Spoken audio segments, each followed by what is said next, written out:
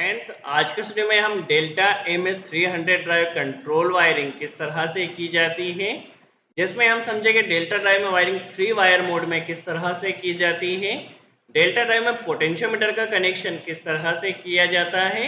यदि ड्राइव में आप एक पुश बटन रन कमांड के लिए लगाना चाहते हैं, एक सिलेक्टर मोटर को रिवर्स एंड फॉरवर्ड के लिए लगाना चाहते हैं और मोटर को स्टॉप करने के लिए यदि आप एक स्टॉप पुश बटन लगाना चाहते हैं, तो उस कंडीशन में वायरिंग किस तरह से होगी। यदि आपको फ्रीक्वेंसी को पोटेंशियोमीटर के जरिए इंक्रीज डिक्रीज नहीं करके कोई पुश बटन के जरिए करना हो, तो पुश बटन के जरिए फ्रीक्वेंसी इंक्रीज डिक्रीज किस तरह से होगी। इसके अलावा इन सभी फंक्शन के लिए हमें क्या क्या पैरामीटर्स सेट करना होगा, हर एक कॉन्सेप्ट को आज के वीडियो में हम समझेंगे। चलिए वीडियो स्टार्ट करते हैं। और सबसे पहले हम ड्राइव में यहाँ पर कंट्रोल टर्मिनल समझ लेते हैं। देखिए, ड्राइव में यहाँ पर कंट्रोल टर्मिनल्स दिए गए हैं और यहाँ पर यह इसके पावर टर्मिनल है। यहाँ पर आपको कंट्रोल टर्मिनल अच्छे से वॉच नहीं हो रहे हैं, इसके लिए आप यहाँ पर ड्राइंग को वॉच कर सकते हैं। और भी अच्छे से वॉच करने के लिए देखिए, यहाँ पर भी हमने आपके लिए एक इमेज लगाई है जिसमें आप इसके कंट्रोल टर्मिनल को अच्छे से वॉच कर सकते हैं। सभी कंट्रोल टर्मिनल का क्या फंक्शन होता है समझ लेते हैं। सबसे पहले देखिए दोस्तों, हमारे पास ये पावर टर्मिनल है। यहाँ पर हमें input power supply L1, L2 and L3 में कनेक्ट करना होगी। यहाँ पर अच्छे से वॉच कर सकते हैं। और यहाँ से मोटर के वायर जो आप यहाँ पर वॉच कर सकते हैं U, V एंड W, तो यहाँ पर मोटर के आउटपुट वायर कनेक्ट किए जाएंगे। कंट्रोल टर्मिनल्स की बात की जाए, टोटल हमारे पास 7 डिजिटल इनपुट्स है। देखिए, M1 से लेकर के M7 तक, तो टोटल हमारे पास 7 डिजिटल इनपुट है। आप किसी भी डिजिटल इनपुट को किसी भी फंक्शन के लिए यूज कर सकते हैं। किस तरह से वायरिंग की जाएगी वह भी हम प्रैक्टिकली समझेंगे।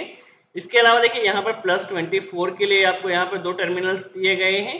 देखिए, +24 का कनेक्शन किस तरह से किया जाए। यदि आप ड्राइव को PNP मोड में रन कर रहे हैं या सोर्स मोड में, तो यहाँ पर देखिए डिप स्विच को पहले आपको PNP पर सेलेक्ट करना होगा और फिर आप जो वायरिंग करेंगे वो PNP मोड में रहेगी और उस कंडीशन में आपको वायरिंग +24 वोल्ट से करना होगी।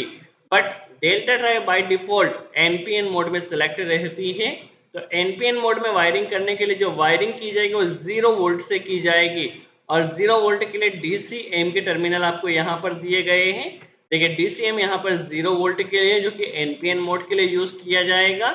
इसके अलावा एनालॉग इनपुट्स के लिए आपको यहाँ पर कुछ पॉइंट्स दिए गए, जैसे कि +10 volt, ACM, AVI, ACI and AFM, इनका क्या फंक्शन होता है समझ लेते हैं। सबसे पहले पोटेंशियोमीटर में +10 वोल्ट सप्लाई कनेक्ट करने के लिए यहाँ पर +10 वोल्ट दिया गया है। ACM यहाँ पर कॉमन है या आप इसे 0 वोल्ट भी कह सकते हैं, जो कि हम पोटेंशियोमीटर में कनेक्ट करेंगे। इसके अलावा है AVI, जो कि है एनालॉग वोल्टेज इनपुट। पोटेंशियोमीटर का जो आउटपुट रहेगा या जो रेफरेंस रहेगा उसे AVI में कनेक्ट किया जाएगा। इसके अलावा ACI, जो कि है एनालॉग करंट इनपुट। बेसिकली यदि आप ट्रांसड्यूसर के जरिए 4 मिली एम्प से लेकर के 20 मिली एम्प के जरिए किसी करंट इनपुट को ड्राइव के थ्रू लेना चाहते हैं तो ACI पर कनेक्ट किया जाएगा। इसके अलावा AFM, जो कि है एनालॉग फ्रीक्वेंसी मॉनिटरिंग।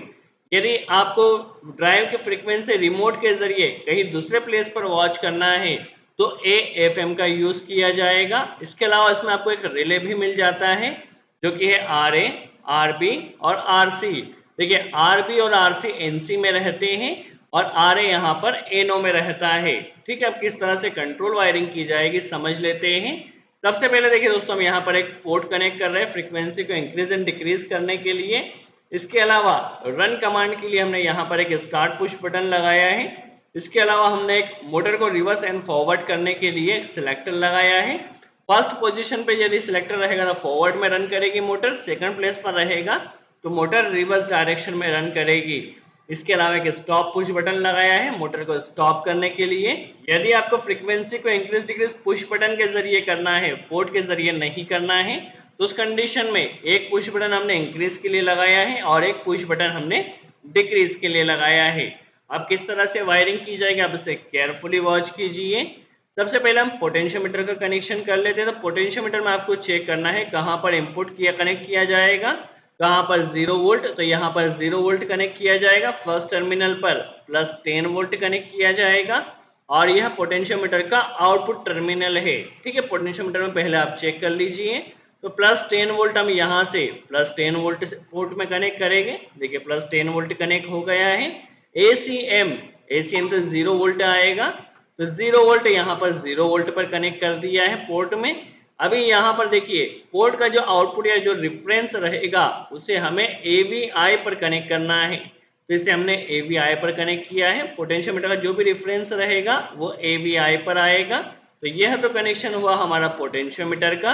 अभी जैसे हमारी जो ड्राइव वो NPN मोड में रन कर रही है, तो NPN मोड में रन करने के लिए 0 वोल्ट में हमें वायरिंग करना होगी।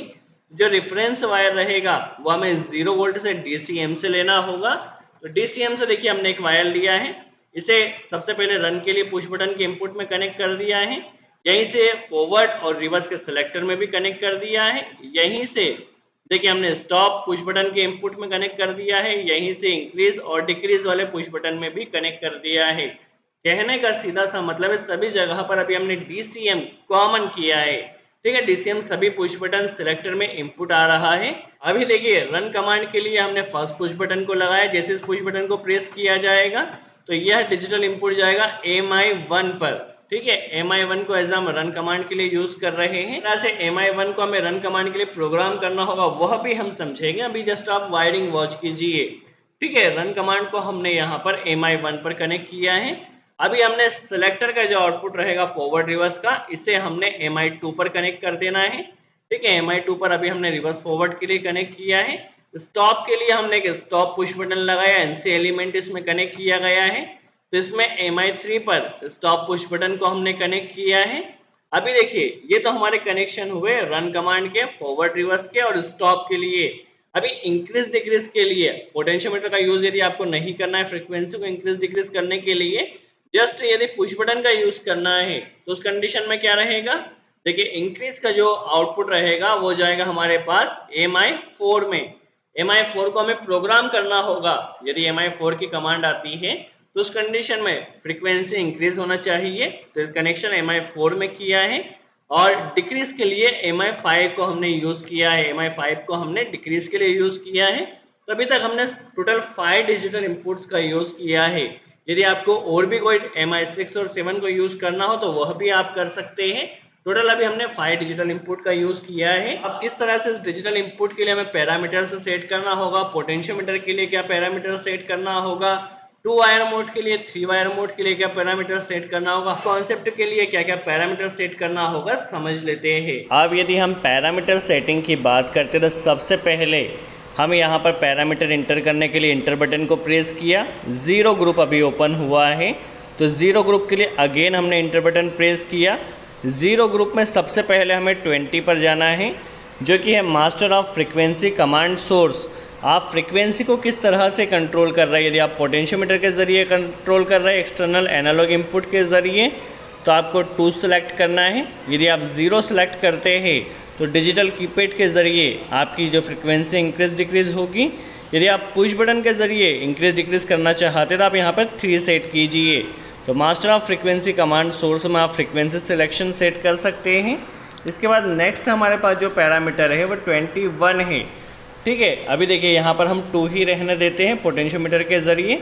अगेन इंक्रीज बटन को प्रेस किया, तो इंक्रीज बटन को प्रेस करने पर हमारे पास 21 पैरामीटर आएगा। ठीक है, देखिए 21 पैरामीटर क्या है हमारे पास, सोर्स ऑफ कमांड सिलेक्शन। आप किस तरह से ड्राइव को स्टार्ट स्टॉप करना चाहते हैं डिजिटल कीपैड के ज़रिए, तो आप 0 सेलेक्ट कीजिए। एक्सटर्नल टर्मिनल या पुश बटन के ज़रिए तो आप 1 सेलेक्ट कीजिए। ठीक है, अभी के लिए हमने यहाँ पर 1 सेलेक्ट किया है। अब नेक्स्ट पैरामीटर हमारे पास 23 है, तो अगेन इंक्रीज बटन को प्रेस किया। यदि आप यहाँ पर 0 सेलेक्ट करते हैं तो आपकी मोटर फॉरवर्ड और रिवर्स दोनों ही डायरेक्शन में रोटेट होगी। यदि आप रिवर्स को डिसेबल करना चाहते हैं तो 1 सेलेक्ट कीजिए। यदि आप फॉरवर्ड को डिसेबल करना चाहते हैं तो यहाँ पर 2 सेलेक्ट कीजिए। अभी के लिए हम यहाँ पर 0 सेलेक्ट करते हैं, क्योंकि हमें मोटर को बोथ डायरेक्शन में रोटेट करना है। दोनों डायरेक्शन में रोटेट करने के लिए हम यहाँ पर 0 सेलेक्ट करते हैं। ठीक है, ये तो हुआ हमारे पास बेसिक पैरामीटर। नेक्स्ट पैरामीटर है हमारे पास 1 ग्रुप में 1.00, जो कि है मैक्सिमम फ्रिक्वेंसी। आपको मोटर को कितने फ्रिक्वेंसी पर रन करना है ड्राइव के थ्रू, तो अभी के लिए हमने यहाँ पर 50 हर्ट्ज़ फ्रिक्वेंसी सेट किया है। ठीक है। इसके अलावा हमारे पास जो नेक्स्ट पैरामीटर है वो सेकंड ग्रुप में पैरामीटर जो हमारे पास है सेकंड ग्रुप में इंटर किया है, जो कि 2 वायर 3 वायर मोड सिलेक्शन के लिए। अभी के लिए हमने यहाँ पे 3 सेलेक्ट किया है। दैट मीन्स जो MI1 रहेगा वो रन कमांड के लिए प्रोग्राम रहेगा, MI2 फॉरवर्ड और रिवर्स के लिए रहेगा, और MI3 जो है वो स्टॉप के लिए रहेगा। ठीक है, तो 3 वायर मोड सिलेक्शन के लिए हमने यहाँ पे 3 सेलेक्ट किया है। 2 वायर मोड के लिए आप 2 सेलेक्ट कर दीजिए। देखिए हमारे पास टोटल कितने डिजिटल इनपुट्स हैं, टोटल 7 डिजिटल इनपुट है। तो हमें हर एक डिजिटल पोर्ट को फंक्शन असाइन करना होगा। हमने कनेक्शन में MI1 से लेकर MI5 तक के यूज़ किया है। ठीक है, तो MI1 में हमने रन कमांड के लिए यूज़ किया है, MI2 में हमने फॉरवर्ड रिवर्स के लिए सेलेक्ट किया है जो कि 3 वायर मोड सिलेक्शन में हो गया था, और MI3 को हमने स्टॉप के लिए यूज़ किया है। ठीक है, तो यहाँ पे MI1 के लिए 2.01 है, MI2 के लिए 2.02 है, MI3 के लिए 2.03 पैरामीटर है।